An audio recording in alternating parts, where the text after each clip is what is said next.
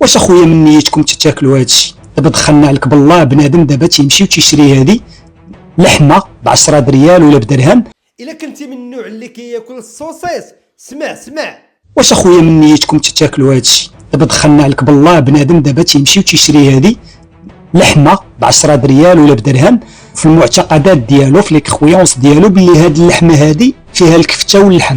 شوف هادي باش تبقى 24 ساعه و48 ساعه و36 ساعه وهي خارج الثلاجه خاصها جوج ديال المواد الاساسيه. قبل ما نقول لك هاد المواد الاساسيه باش تعيش هذه مده طويله وهي خارج الثلاجه غنقول لك باش كتصنع هذه باش تشريها انت ب 10 ريال ولا درهم وتجيك بنينه. هذا اخويا كيشدوا المصارن ديال الدجاج، المصارن ديال البيبي، المصارن والقناصي ديال الدجاج وبيبي، او المصارن ديال الغنم او المصارن ديال البقر، يشدوهم وكيطحنوهم مزيان هما والقناصي والزبل ياك، وتيعمروهم في هاد المصارن هادو وكيزودوا لهم واحد 3 ديال المكونات اساسيه. المكون الاول هو الملون الاصطناعي الروجالورا اللي ذكرت لكم في هذا لا فيديو هذا، واللي ما شافش هذا لا فيديو حتى هو راه مهم خصو يشوفو. وعاد كاينين واحد جوج ديال المكونات اساسيه باش يبقى هذا عايش مده طويله وغنقولهم لك شنو هما. المكون الاول هو نترات الصوديوم الاو 250، والمكون الثاني هو نترات البوتاسيوم الاو 252.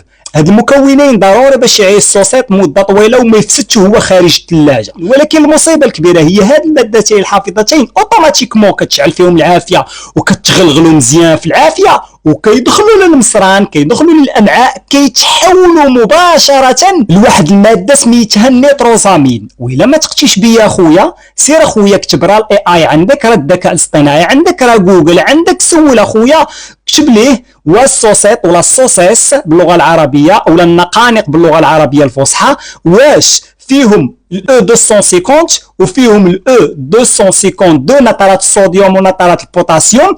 ومنين يقول لك قول لي شنو هما وشنو كيوليو الا شعلت فيهم العافيه ملي كيتقابلوا مع الحراره، شنو كيوليو هاد النترات، وغيجاوبك وغتعرف علاش داوي انا. واش عرفتوا شنو هو النيتروزامين الخوت ولا ما عرفتوش؟ سير كتب النيتروزامين وشوف، اقسم بالله تتصدم. هو السبب في سرطان الامعاء، هو السبب في سرطان الكبد، هو السبب في سرطان الكلى، هو السبب في ضعف المناعه وبخصوص عند الاطفال وعند الشيوخ. عاد كاين المكون الرابع اللي هو باش كيختموا به هو الزبل ديال العطريه باش يخليوك انت تنسى هذيك النكهه الحقيقيه ديال المصارن خانزين. ولهذا الخوت الله يجازيكم بخير، انا غير كنشوف شي حاجه بعينيا وكنبغي نعرف شنو هي كنمشي نقلب فيها مزيان قبل ما ناكلها، وملي كنعرف الخطر ديالها كنحيد المسؤوليه على الرقبه ديالي وكنخلي المسؤوليه على الرقبه ديالك انت اللي كتفرج فيا. بغيتي تبارطاجي المعلومه في سبيل الله باش الناس تستافد مرحبا، ما بغيتيش شغلك هذاك اخويا. انا راه اقسم بالله العلي العظيم في هاد لي فيديو هادو ما كنديش شي درهم، راه كل